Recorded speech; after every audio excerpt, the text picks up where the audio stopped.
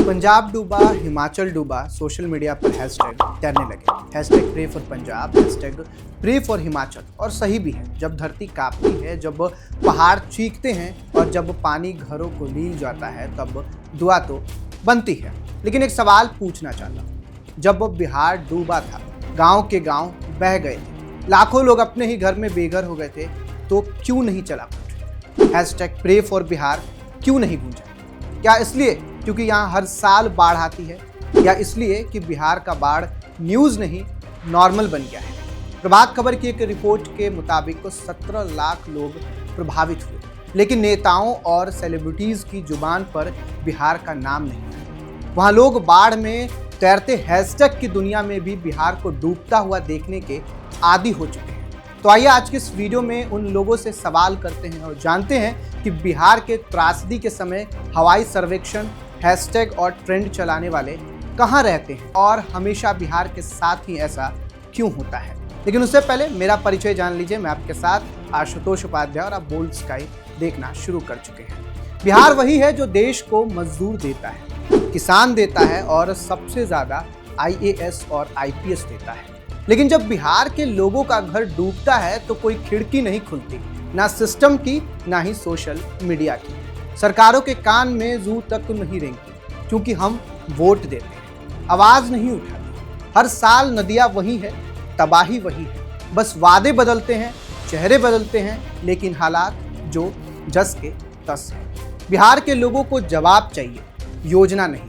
इज्जत चाहिए, क्योंकि बिहार सिर्फ एक राज्य नहीं, ये वो जमीन है। जब किसी भी राज्य में संकट हो तो सबसे पहले बिहारी आपको खड़े मिलेंगे। अब वक्त है कि कोई हमारे वर्तमान को भी देखे। बिहार के आरा जवनिया क्षेत्र की तस्वीर किसी त्रासदी से कम नहीं है। गंगा नदी से घिरे इस इलाके में हर साल बाढ़ का कहर बरसता है।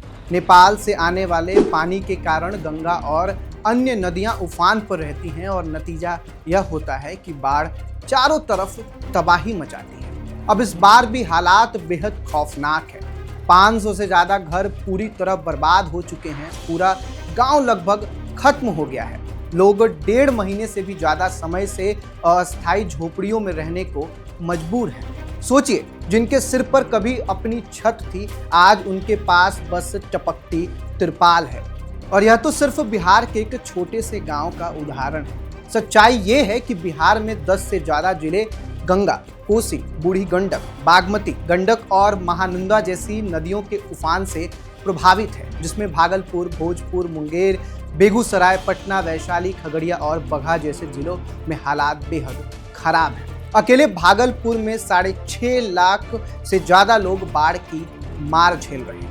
वहीं बात अगर उत्तर बिहार की कर ले तो हालात और भी भयावह है। पश्चिमी चंपारण, पूर्वी चंपारण, सीतामढ़ी, शिवहर, मुजफ्फरपुर, मधुबनी, सुपौल, अररिया, किशनगंज, दरभंगा, सारण और मधेपुरा, ये जिले हर साल बाढ़ के पानी में डूब जाते हैं। वजह साफ है, नेपाल से भारी बारिश और उसके बाद नदियों का खतरनाक स्तर का बढ़ जाना। नतीजा ये है कि बिहार के 38 जिलों में से 28 जिले बाढ़ की चपेट में आ जाते हैं और उनमें से 15 जिले सबसे ज़्यादा प्रभावित होते हैं। लाखों की संपत्ति, जान माल, कृषि भूमि और बुनियादी ढांचे को तबाह हम होते हुए देखते हैं। लेकिन सवाल ये है, जहां पंजाब, हिमाचल के लिए hashtag pray for Punjab, hashtag pray for Himachal trend करता है, वही बिहार डूबता है और ट्रेंड में भी नहीं आता है।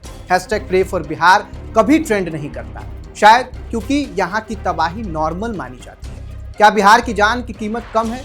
क्या यहाँ के लोग सिर्फ चुनाव के वक्त तो याद किए जाते हैं? क्या यहाँ की बाढ़ सिर्फ एक मौसमी मुद्दा बनकर रह गई है? और उस माँ से पूछिए जो अपने बच्चे को कीचड़ भरे तिरपाल में सुलाती है।